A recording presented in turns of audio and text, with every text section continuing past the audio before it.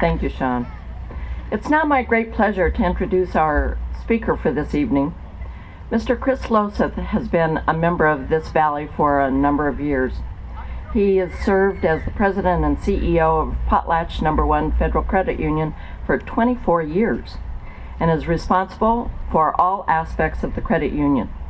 24 years ago, the credit union had one branch, 17 employees, and about 9,500 members, with assets of about 28 million. It's grown a little. Today, it is now in 12 cities with 17 locations. It has 185 employees and over 61,000 members, and it has a few more dollars in the bank with assets of over 550 million. Chris is a Texas A&M Aggie, we won't hold that against him, with a bachelor's in science of accounting. But he's also a proud Orofino maniac. Yeah. He is the past president and board member of numerous nonprofit organizations in the Valley, currently serves on the board of directors of the Idaho Credit Union League, as chairman of the Asotin School Board, chairman of the Idaho Credit Union League's National Governmental Affairs Committee, now that's pretty impressive, is a distinguished life trustee of St. Joseph's Regional Medical Center, and best of all, he's on the Walla Walla Community College Entrepreneurship Advisory Board. All right. Chris has been named the Idaho Credit Union Professional of the Year, and in 2012 he was named Business Person of the Year by the Lewiston Tribune. Chris, it's all yours. Well, some of my things have already been said, so, this will really shorten up. It's now just 45 minutes instead of an hour, so we're pretty happy about that. I'd like to thank President Van Osdale and the Board of Trustees for allowing me to stand on the stage without checking all my credentials, so I appreciate that. I've read that this type of public speaking is called commencement, which is given by an important community person or celebrity whose knowledge and achievements in work and life are related to the goals of the institution or the alumnus of the college. Well, I'm not a celebrity, and if you start thinking you're someone important is when you start losing your track of what is important. So I guess that leaves I'm the only person who's available on Friday night. Janet Danley, the director of the Clarkston campus, thanked me in an email for my willingness to serve as the commencement speaker tonight, and thanked me in advance for making this a little extra special for the graduates. And so I said, that's a little pressure right there. And if you ask Orofino maniacs to make something a little extra special, you're taking a lot of risk there, so don't know what you're going to get. But I think my intro might have given you a couple reasons why I'm speaking today. But the main reason is because I have a wonderful family, and I have a great bunch of folks that have helped me along the path. 190 employees do a great job. My family's allowed me to do some of the things I needed to get done. And they've allowed me to have some of the visions I had for my faith, my family, my friends, and my workers. So I finally came here. I've arrived a little bit in the valley, thanks to all those great people, but you guys have all now arrived. You have arrived at a place and time where you will be making choices. As you make those choices, remember that according to Thomas Jefferson, whenever you do a thing, act as if the whole world is watching. Life is full of choices, and it's important that you make the right choices for you, your career, and your future. One of the first choices I would recommend is to choose to be around people that are energy givers, not energy takers. Surround yourself with active folks that like to do great things, and they'll enhance your life and make your life a lot smoother. My life has been much smoother as I've had the opportunity to have great people around me. Another choice I'd like to recommend is that you live your life. Life is what is important, and life is what you make of it. I think we already heard that. Embrace life, experience life, and enjoy life. Most of us will agree, as we already heard, you only go around the rock once. So, Earth has 197 million square miles. Elsie Valley has 1,500. So there's a little bit of the world out there still to see. You may choose to experience the world through personal travel, through reading, through attending events, through the power of the internet. But life is what it is, and it offers much to you. Take great advantage. And please remember that life is not all about money. Henry Ford said, "A business that makes nothing but money is a poor kind of business." A renowned Zen master from the 7th century said, "Although gold is precious, when it gets in your eyes, it obstructs your vision." And Gandhi said, "Earth provides enough to satisfy every man's need, but not every man's greed." I say, live while you're dying, don't die while you're living. While you're experiencing your life, you need to create a balance in your life. A balance between your faith, your family, your friends, your career. Give each the time and attention they need. I've found that a balance is sometimes difficult. Friends want to spend time with you, your family needs you, your career is screaming for attention, and your faith needs to be centered in your life. It takes time to get all things into sync. I'm somewhat balanced, I think, now for an orphanomaniac, but I had a tough time getting started with my career, a career that I could sustain throughout my life. I started working in a cedar mill when I was 13 in Orfino, and over the years bounced between a lot of forgetful jobs. I thought a long career in heavy equipment was for me in Wyoming, moved up to a company trainer, and then a little event called 3 Mile Island put a little bit of an end to uranium mining. So on I moved to a new event. And that new event was several stints in forgettable jobs once again, and several stints in some schools that might still be in existence. But along the way, I made my last stop, one of my 5 colleges I attended, at Texas A&M University. I came in as a 25-year-old sophomore because I had got some credit from the other 4 schools I went to.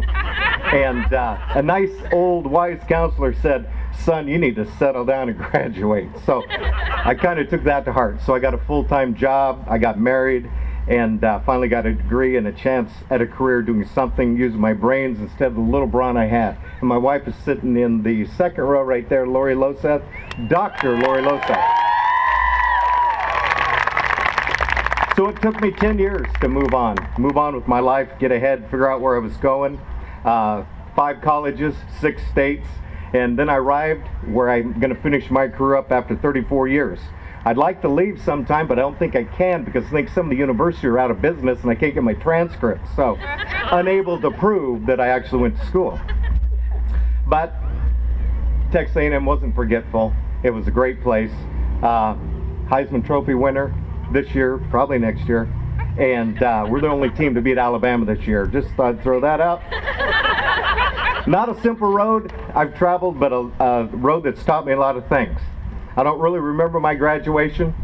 12,000 people, 49,000 students, and all my roommates who were younger than me, because I was a 25-year-old freshman, were getting their master's degrees and PhDs.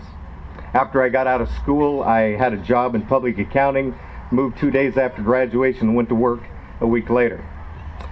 I've always had to make things work for me. I never did have a silver spoon. Being from Orfino, there's no silver in Orfino much. It seems like people want something for nothing, or they expect something good to happen with minimal effort.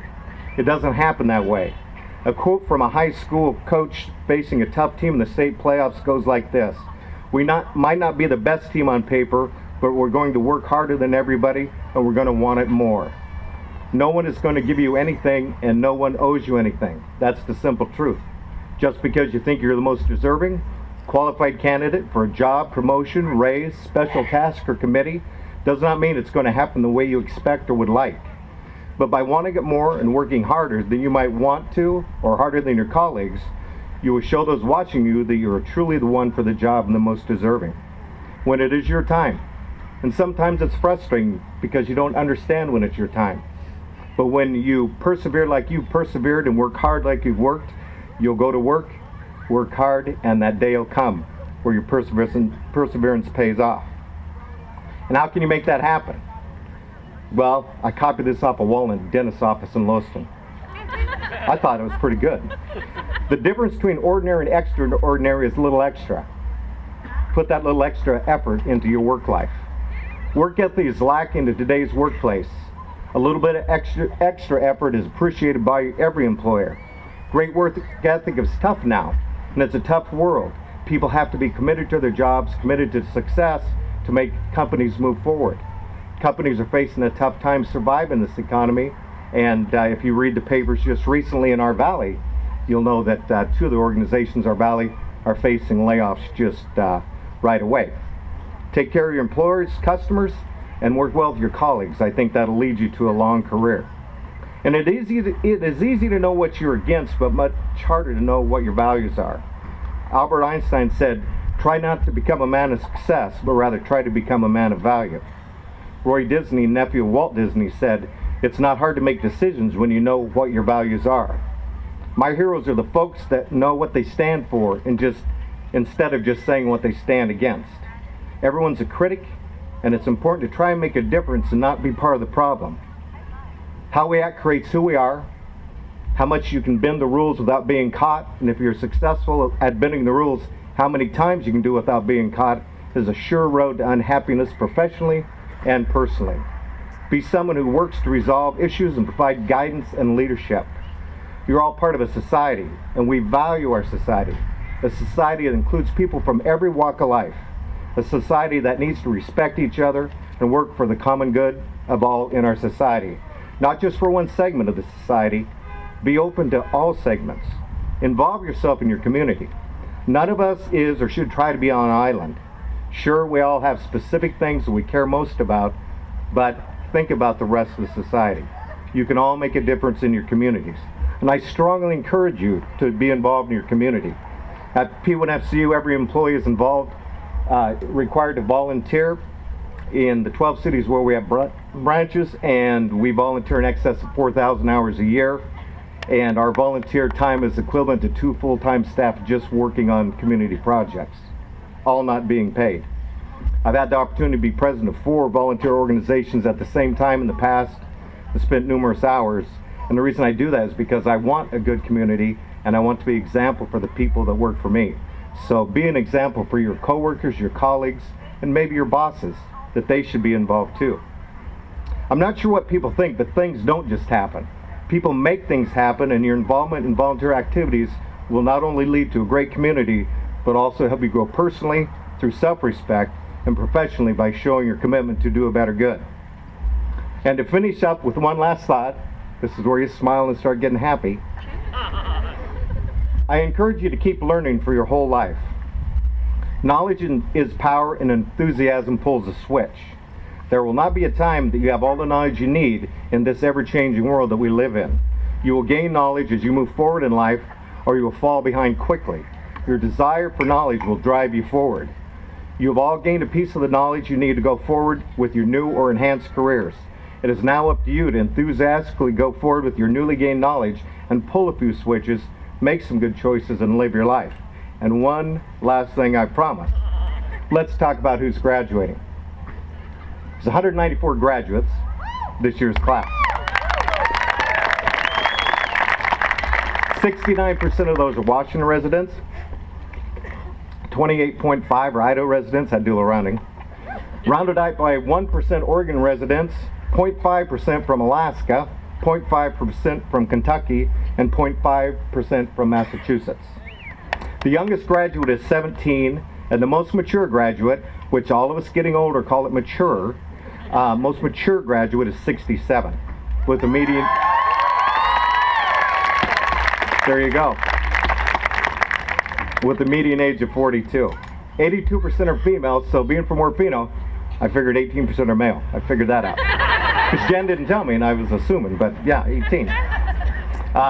Students are graduating with transfer associate degrees, associate in applied science nursing, associate degrees in nursing, applied associate degrees in arts and sciences, and a variety of certificates. I'm proud to say I've hired one of the employees already. A little shout out for Sylvia. There you go. Great. And I'd also, just a little shout out, don't get mad at me, but my neighbors, the Kellys, father and son, are graduating today. Wherever the Kellys are. I know they're here, and they're just, they're just shy people. But do all you folks know what these guys have in common, who are from diverse backgrounds, have gained an education in several different disciplines, and who represent 6 different states? Drum roll. We have a drum roll. There you go. They graduated from a school that the Aspen Institute named the 2013 co-winner of its prestigious Aspen Prize for Community College Experience. But we need another drum roll because what's his face? I forgot your name. I'm really going to apologize, but you don't really care. Roland stole a little bit of my thunder, but you know, when you go third or fourth, you're going to have that happen. They also graduated from school that, with a little more detail than Roland had, named by thebestschools.org, a leading higher education and careers website. They rank Walla Walla Community College as the #1 community college in the United States. Now that's a little extra special. Thanks for letting me be part of your graduation.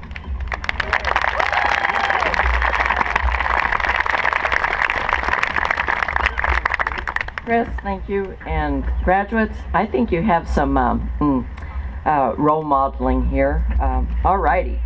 Well, I would now like to ask Aragon Harrington to come to the microphone, hobbling a little bit. Margot has penned a very special poem for the graduates this year, so please give her your undivided attention.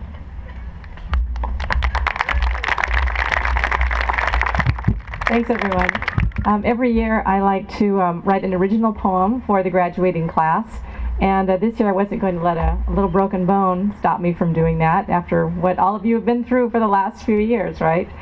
So this poem is for you, and it won't be used again. It's original for you.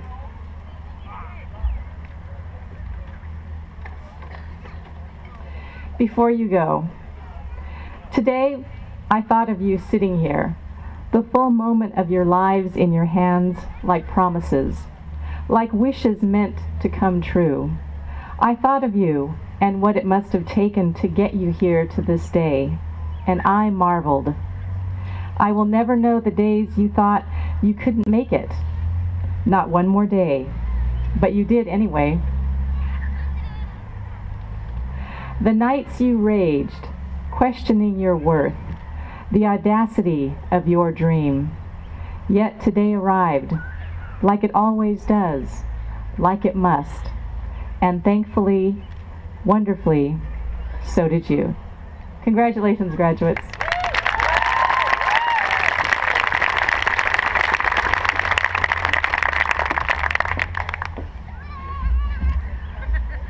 We're going to begin our presentation of graduates by bringing the honors graduates forward. The advisor, Cindy Robinette, will explain the honors program and tell us a little bit about them.